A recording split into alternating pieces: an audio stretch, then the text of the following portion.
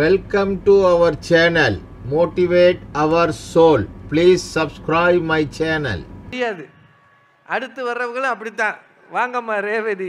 நடுவர் அவர்களே ரொம்ப அழகா பேசியிருக்காங்க. எதிரணியில இருந்து நட்பை பற்றி எகிரி எகிரி பேசியிருக்காங்க. ஏன்னா நட்பை பற்றி பேசினா குழந்தைங்க கை தட்டும். ஆமா இல்லையா? நல்லா சொல்லியிருக்காங்க. அவன் எல்லாம் சில்லற பயலுக்கு தானே, சின்ன பயலுக்குமா. ஆமா ஆமா நல்லா சொன்னார். என்னவா, கணவன் மனைவி உறவை ஒரு விவாகரத்து பிரித்து விடும், பெற்றோர்கள் உறவை ஒரு முதியோர் இல்லம் பிரித்து விடும், நண்பர்களை எதுவுமே பிரிக்க முடியாதான். நண்பர்களுக்கு இடையில ஒரு அழகான பொண்ணு வந்தா நட்பு எங்கேயோ பிரிஞ்சு போயிருமே. அவ ஒன்ன பார்க்காலா என்ன பார்க்காலான்னு தெரியலன்னு சண்டை வருது. ஓ அது அப்படி ஆயிடுமாமா. ஆமா அது வேற வருது. இதுல இவங்க அப்படியே பிரிக்கவே முடியாதது நட்பா. அதுல ரொம்ப அழகா சொன்னாங்க, எங்கேயோ நம்ம கண்காணாத இடத்துல நடந்தா நமக்கு தெரியாதுல்ல. ஐரோப்பால இருந்து ஒரு நண்பன் நடந்தே போய் பார்த்தான், அவனுக்கு உயிர் வந்ததுலாம் சொன்னாங்க. கடலூர் டு பாண்டிச்சேரி சொல்ல வேண்டியதானே. எங்கேயோ நடந்தாதுன்னா நமக்கு தெரியாது. நடுவர் அவர்களே, இவங்க சிங்கப்பூர் போனாங்க சமீபத்துல. சரி, யாராவது எங்களை மாதிரி நண்பர்களை கூட்டிட்டு போயிருக்கலாம்ல. உங்களுக்கு எல்லாம் பாஸ்போர்ட் இருக்கா? இருக்கு. நண்பர்களை கூட்டிட்டு போயிருக்கலாம்ல.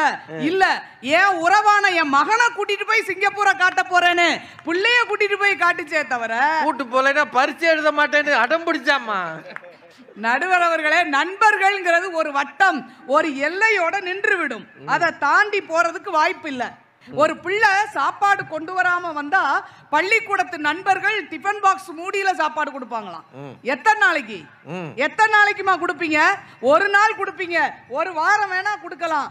ஆனா காலம் முழுவதும் நீங்கள் படித்து பயன்பெற வேண்டும் என்பதற்காக கூலி தொழிலாளியான அப்பா உச்சி வெயில்ல சைக்கிள் மிதிச்சு என் பிள்ளைக்கு சாப்பாடு கொண்டு வரேன்னு கொண்டு வராரு. அதை மறந்துட்டா நன்றி கெட்டவங்கள. அத இல்லாம சொல்லலாமா?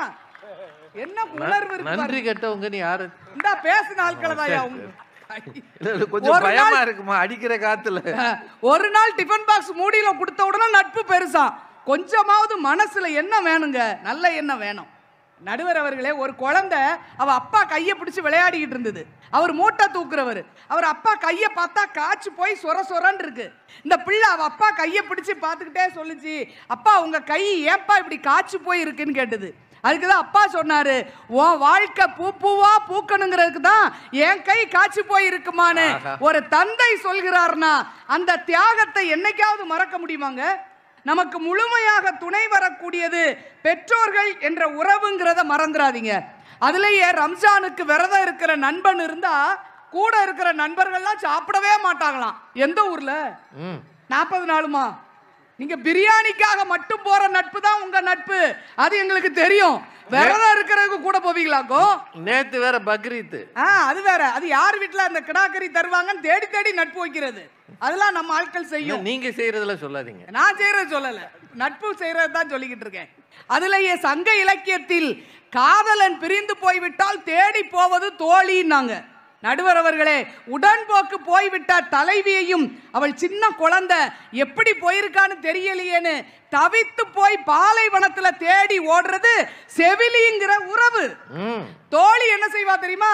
அந்த காதலன்ட்ட காதலுக்கு தான் தூது போவாளே தவிர பிரிஞ்சு போனவங்களை சேர்த்து வைக்கிறதுக்குலாம் அலைய மாட்டா. செவிலி தாய் தான் தேடி போய்கிட்டு இருப்பா, பிள்ளைய தேடி. தாய் வேலையே தேடுறதானே. ஆமா, தேடுறதா தானே இருக்கு. அதுல ரொம்ப அழகா பேசியிருக்காங்க. ராஜ்குமார் பேசும்போது நல்லா சொன்னார். நண்பர்களோடு பேசிக் கொண்டிருந்தால் சுகர் வராது, பிரஷர் வராது, கொலஸ்ட்ரால் ஏறாது. ஏதோ அந்த லேகியம் வைக்கிற வைத்தியர்கள் மாதிரி வரிசையா இது வராது அது வராதுன்னு ஒரு பெரிய பட்டியல். ஆனா அந்த சுகர் வந்த நண்பர்களா தான் வாக்கிங் போறாங்க. அந்த நண்பர்களோட போய் கடகண்ணியில எதையாவது தின்னுட்டு இறங்கின சுகரை ஏத்தி விட்டு வந்துடுறது. உளுந்த வடை பஜ்ஜி. ஆமா, அதுல நல்லா சொல்றாரு நடுவர் அவர்களே. என்ன சொல்றாரு? எதிர்பார்ப்பு இல்லாதது நட்பான். எதிர்பார்ப்பு இல்லாதது நட்பான். இது நடக்கக்கூடிய காரியமா ஐயா? ஒரு பைக் வாங்கினியா, பார்ட்டி கொடு. காதல சொன்னியா, பைக் பார்ட்டி கொடு. காதல்ல தோல்வியா, பார்ட்டி கொடு. கல்யாணம் வச்சிருக்கியா, பார்ட்டி கொடு என்று எல்லாவற்றுக்குமே எதிர்பார்ப்போட வாழக்கூடிய நட்பு எப்படி உங்களுக்கு உறுதுணையாக வர முடியும்னு கேக்குறேன். பார்ட்டி சேர்த்து போனா கூட பார்ட்டி தான் கேக்குறான். முதல்ல கல்யாண வீட்டுல நண்பனுக்கு கல்யாணம்னா உற்றார் உறவுகள்லாம் சேர்ந்து பாடுபட்டு அந்த கல்யாணத்துக்கு ஏற்பாடு பண்ணி கடனை உடனே வாங்கி உறவுகள் கல்யாணத்துக்கு ஏற்பாடு பண்ணிக்கிட்டு இருக்கு. இந்த நண்பர் கூட்டம் என்ன செய்யும் தெரியுமா? பேச்சுலர்ஸ் பார்ட்டி கொண்டாடணும்னு சொல்லி கல்யாண மண்டபத்து மாடியில போய் உட்கார்ந்து என்னென்ன கெட்ட பழக்கம் உண்டோ அத்தனையும் பண்ணி மேல மொட்டை மாடியை கெட்ட மாடியாக்கி வாந்தி எடுத்து கிடக்கிறது உங்க குரூப் நட்பு. ஆனா உறவு தூங்காமல் ஓடி ஓடி உழைத்து இந்த திருமணம் நல்லபடியாக நிறைவேற வேண்டுமே என்று காத்து கொண்டு இருக்கிறதுனா அந்த உறவு தானங்க உங்களுக்கு உறுதுணையாக இருக்குங்கிறத ஏன் மறக்கிறீங்க? நடுவர் அவர்களே, உறவு இருக்கு பாருங்களேன், நம்மளை கண்டிச்சுக்கிட்டே இருக்கும், கண்காணிச்சுக்கிட்டே இருக்கும். ஏன்னா எந்த நேரத்திலையும் நாம் வழி தவறி போய்விடக் கூடாது என்பதுல அக்கறை உறவுக்கு தான் இருக்கும். பார்த்து பார்த்து மெதுவா ஒவ்வொரு அடியும் நாம் எப்படி வைக்க வேண்டும் என்று கவனத்தை சொல்லி தருவது உறவு. ஆனா நண்பன் என்ன சொல்லுவான் தெரியுமா? அந்த பைக்ல ஏறி உட்கார்ந்து, ஒருத்தன் போற பைக்ல 3 பேர் ஏறி உட்கார்ந்து வேகமா பறக்கிறேன்னு சொல்லி பறந்து மதுரையில நம்ம வீட்டுக்கிட்ட ஆண்டாள்புரத்துல சின்ன பையன் 19 வயசு பையங்க 3 பேர் போய் பைக்ல ஆக்சிடென்ட் ஆகி போயிடுறான் ஐயா. வாழ்க்கையை முடிந்து போகிறது என்றால் நண்பர்களோடு போகும்போது நிதானம் இல்லாமல் அவனுக்கு உற்சாகம் மட்டும்தான் இருக்கிறது என்றால் அந்த நட்பு எப்படி அவனுக்கு உறுதுணையாக இருக்கும் என்று கேட்கிறோம். நடுவர் அவர்களே, உறவு எப்படியெல்லாம் உறுதுணையா இருக்கும்? ரொம்ப அழகா எங்களுடைய கருணாநிதி அற்புதமான விஷயத்தை சொல்லிக்கிட்டு இருந்தார். சட்டப்பையில இருந்து பணத்தை எடுக்கிறது தான் உயிர் நண்பனா. யாரு? ராஜ்குமார். அவன் பேர் உயிர் நண்பன் இல்ல, உருப்படாத நண்பன். நம்ம நண்பன் என்ன அவசர காரியத்துக்கு பணம் வச்சிருக்கானோன்னு தெரிய வேண்டாம், அதை போய் கைவிட்டு எடுத்தா அவர் தான் ரொம்ப உயிர் நண்பனா. இப்படியா பேசுறது? நடுவர் அவர்களே, உறவு இருக்கிறதே, உறவு நம்ம கூட இருக்கிற எல்லாரும் நல்லா இருக்கும்னு நினைக்கும். இஸ்ரோ விஞ்ஞானியாக இருக்கக்கூடிய நம்முடைய சிவன் அவர்கள், சிவன் அவர்கள் சொல்றாரு, சின்ன வயசுல நாகர்கோயில் பக்கத்துல இருக்கிற சர்க்கல் விளைங்கிற சின்ன கிராமம் தான் எங்களுடைய கிராமம். அங்க தோப்புல தான் வேலை பார்ப்போம், விவசாய குடும்பம், மாந்தோப்புல. அப்படி வேலை பார்த்து கொண்டிருந்த குடும்பம் எங்க குடும்பம். எனக்கு படிக்க முடியல, பணம் கட்ட முடியல, ரொம்ப கஷ்டம் எங்க வீட்டுல. உடனே எங்க அண்ணன் சொன்னாரு, நீ படிக்க போ, நான் வேலை பார்த்து கூலி வாங்கி அதில் உனக்கு பள்ளிக்கு ஃபீஸ் கட்டுகிறேன் என்று சொல்லி அவர் வாழ்க்கையை தியாகம் செய்து என்னை படிக்க வைத்தார் என்று இஸ்ரோ விஞ்ஞானி என்ற ஒரு பெரிய விஞ்ஞானியை இன்றைக்கு நாட்டுக்கு கொடுத்திருப்பது ஒரு வீட்டின் உறவு என்று சொன்னால், உறவுகளால் தான் நாம் உறுதுணையாக இருப்பதால் தான் நம் வாழ்க்கையில் மகிழ்ச்சி அடைய முடிகிறது. நடுவர் அவர்களே, பிள்ளைகளின் உயர்வுக்காக பார்த்து பார்த்து மகிழ்கின்ற, தியாகம் செய்கின்ற பெற்றோர்களும், தன் தங்கையின் வாழ்க்கைக்காக தன் வாழ்க்கையை விட்டுக் கொடுக்கிற அண்ணன்களும், எல்லாரும் ஒருவருக்கொருவர் உரிமையை விட்டுக் கொடுக்கின்ற உறவுகள் இருப்பதால் தான் நம்முடைய வாழ்க்கை மகிழ்ச்சியாக இருக்கிறது. நம் வாழ்க்கையில் நாம் தடுமாறி போகாமலும் தடமாறி போய்விடாமலும் காப்பது, உறுதுணையாக இருப்பது உறவே என்று சொல்லி வாய்ப்புக்கு நன்றி பாராட்டி விடைபெறுகிறேன். நன்றி, வணக்கம். இந்த உறவு நம்மை உயர்த்துகிறதுன்னு இந்த 3 பேரும் பேசினதுக்கு பதிலடி கொடுக்க வருகிறார் நம் அனைவரின் எதிர்பார்ப்பில் திருமதி பாரதி பாஸ்கர். எனக்கு முன்னாலே பேசிய ரேவதி சுப்புலட்சுமி அவர்களினுடைய பேச்சை நான் ரொம்ப ரசித்தேன். அது வழக்கமாக எதிரில் யாராவது பேசும்போது நான் எழுதிப்பேன், அதுக்கு மறுப்பு சொல்லணுன்றதுக்காக. இவங்க பேசின இந்த ஆவேசத்தில் காற்று அப்படி தள்ளுதா, எழுதவே முடியல அவங்க என்ன பேசினாங்கன்னு. இப்படி அடிக்கிற காத்துலையும் மழையிலையும் இவ்வளவு ஆவேசமாக பேச ரேவதியால் தான் முடியும். ரேவதி சுப்புலட்சுமியை பார்த்தா ஆனால் ரொம்ப பரிதாபமாக இருக்குல்ல. ஒரு ஆளுக்கு ஒரு நல்ல ஃப்ரெண்டு கூட வாழ்க்கையில் கிடைக்காம இருந்தால் அது எவ்வளோ பரிதாபம் பாருங்க. என்னங்க நான் பேச வந்தவொன்னு டீ தரீங்க? அப்புறம் எனக்கு டீ வேணாங்க. அந்த அம்மா கோச்சுக்குவாங்கய்யா, ஏங்க இந்நேரம் டீயை கொண்டாந்து ரோதனை பண்ணுறீங்க. நீங்க தைரியமா பேசுங்க. நான் எதிர்கட்சியினுடைய சதி நடுவர் அவர்களே. ஆமாம்மா, ஆனா டீ குடிக்கிறதுலாம் உங்க கட்சி தான். பார்த்து குடிங்கம்மா, அவங்களுக்கு கொஞ்சம் வச்சிருக்கம்மா. இதுதான் நட்பு.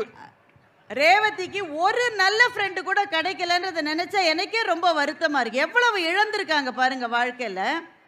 ஏமா நீங்க என்ன நினைக்கிறீங்க? அவங்க வந்த உடனே சொல்றாங்க 2 நண்பர்கள் இருக்காங்களாம், நடுவுல ஒரு பெண்ணு வந்த உடனே அந்த நட்பு பிரிஞ்சு போயிருமா. நட்புன்றது அவ்வளவு சாதாரணமா நினைச்சிருக்கீங்களா நீங்க?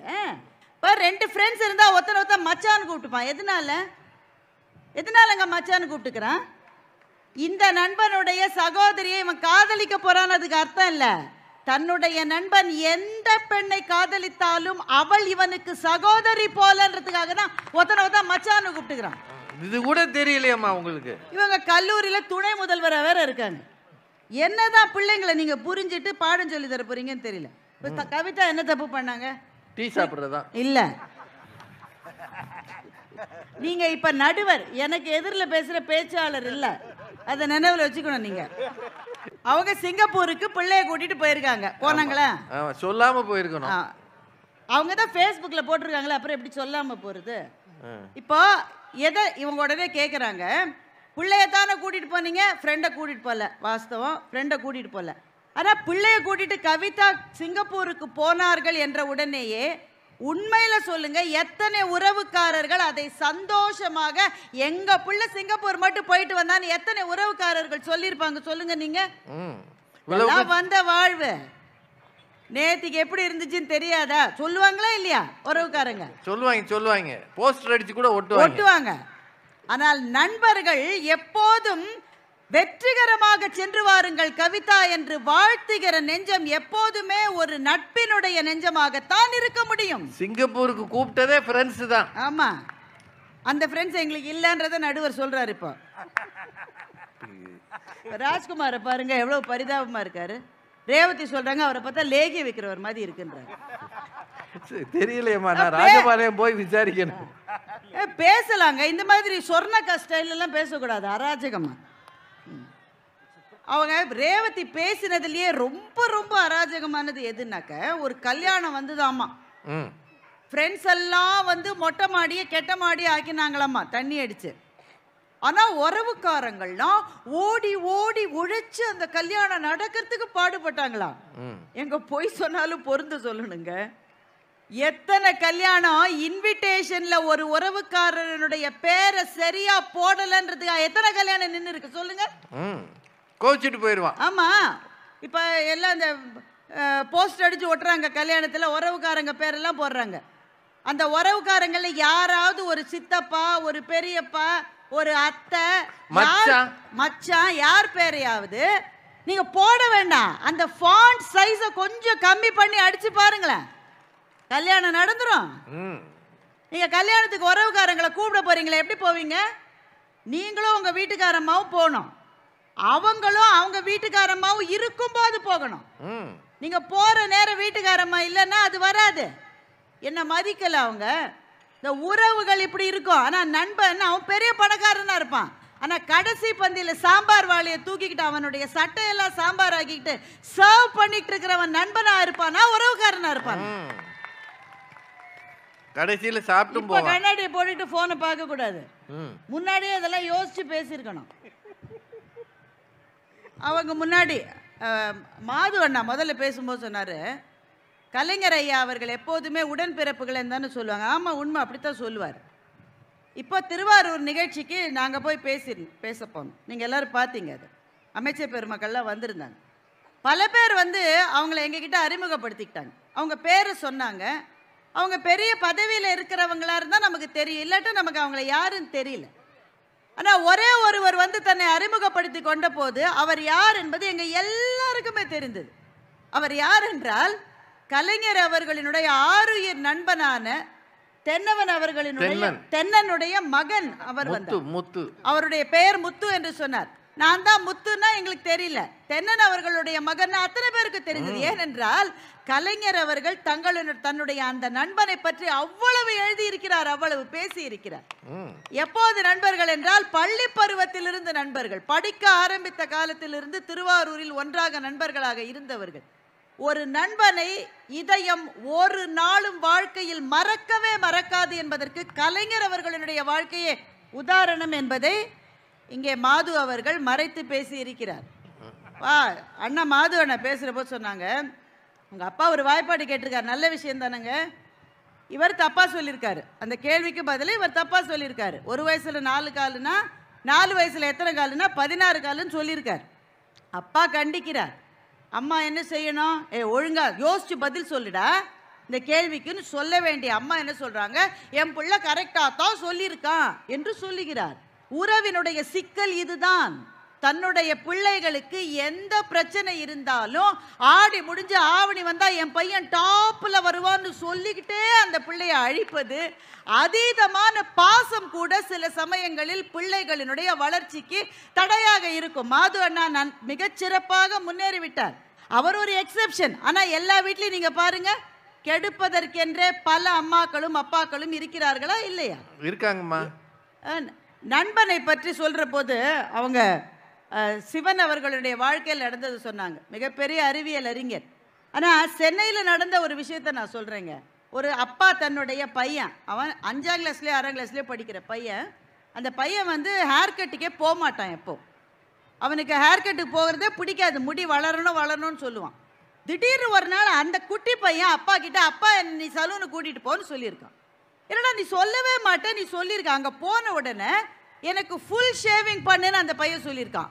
அப்பாவுக்கு அதிர்ச்சி, ஐயோ அதில் செய்யக்கூடாதுடா, கோவிலுக்கு போகிற வேணா செய்யலாமே தவிர சலூனில் முழு முடியும் எடுக்கக்கூடாதுன்னு அட்டம் பிடிச்சி அழுது அந்த தொழிலாளியை, முடிவெட்டுகிற அந்த சகோதரரை மொத்த முடியை எடுன்னு அந்த பையன் அடம் பிடிச்சி முழுவதுமாக மொட்டையாக அந்த சலூன் இருந்து வெளில வந்திருக்கான். அடுத்த நாள் அப்பாவுக்கும் அம்மாவுக்கும் ரொம்ப கவலை.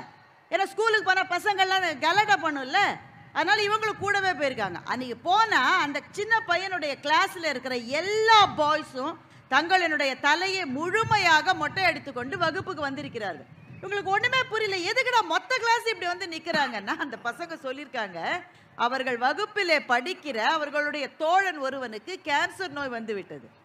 அந்த பையன் நீண்ட விடுப்பு எடுத்து 4 மாதத்துக்கு பிறகு அன்னைக்கு தான் கிளாஸுக்கு வரப்போகிறான். அந்த கேன்சர் வியாதி வந்ததனுடைய ட்ரீட்மெண்ட் எடுத்ததுனால அவனுக்கு முடியெல்லாம் கொட்டி அவனுடைய தலையில முடியே இல்லை. அவன் மாத்திரம் முடியில்லாம வகுப்புக்கு வந்தா மன வருத்தப்படுவானேன்னு வகுப்புல இருந்த நண்பர்கள் அத்தனை பேரும் முடி எடுத்துட்டு அன்னைக்கு வந்திருக்காங்கன்னாக்க, சின்னஞ்சிறு மனதிலே இருக்கிற அந்த தோழமைக்கு நிகர் என்னவாங்க இருக்க முடியும்? இந்த உறவு என்பது நீங்க நியாயமா சொல்லுங்க, தப்பு கண்டுபிடிச்சிக்கிட்டே இருக்க இல்லையா? நியாயமா சொல்லுங்க. நீங்க என்னதான் நீங்க செய்தாலும் அதுல ஒரு தவறு என்பது உறவிலே வந்து கொண்டே இருக்கும். ஒப்பிடல் என்பது உறவிலே இருந்து கொண்டே, அல்லதான் பண்ண இருந்தாலும் இவனை மாதிரி செய்யல என்ற ஒப்பிடல் வந்து கொண்டே இருக்கும். ஏன்னா இப்பவும் சொல்ற, தம்பிக்கு மிகச்சிறந்த வேலையோ மிகச்சிறந்த இடத்திலிருந்து பெண்ணோ கிடைச்சா பொறாமைப்படாத அண்ணன்மார்கள் கம்மியா தான் இருப்பாங்க. சொந்த அண்ணன் தம்பி தான், ஆனா பொறாமை என்பது இருக்கும். ஆனால் தன்னுடைய நண்பனுக்கு ஒன்று கிடைக்க வேண்டும் என்பதற்காக தனக்கான எல்லாவற்றையும் விட்டு கொடுக்கிறவன் எப்போதுமே நண்பனாகத்தான் இருப்பான். நீங்க அவங்க ரேவதி சொல்றாங்க, நடுவில் ஒரு பொண்ணு வந்தாக்கா நட்பெல்லாம் போயிடும். எத்தனை நண்பர்கள் ஒரு காதல் வருகிற போதுங்க, உறவு அது ஜாதியை சொல்லி அந்த காதலை நிறுத்தும், தடுக்கும், கொலை செய்கிற வரை போகும். ஆனால் ஜாதியோ மதமோ எதையும் பார்க்காமல் தன்னுடைய நண்பனுடைய காதல் ஜெயிக்க வேண்டும் என்று தனக்கான எல்லாவற்றையும் விட்டு கொடுத்த நண்பர்களினுடைய கதைகளுக்கு நம்முடைய நாட்டில் முடிவே கிடையாது. நாடோடிகள் படம் பாருங்க. ஆமா, கடைசியில கழுத்துல இருக்கிற செயினை மட்டும் கொடுத்து, அந்த காதல் நல்ல காதலா இல்லையா அது வேற விஷயம்.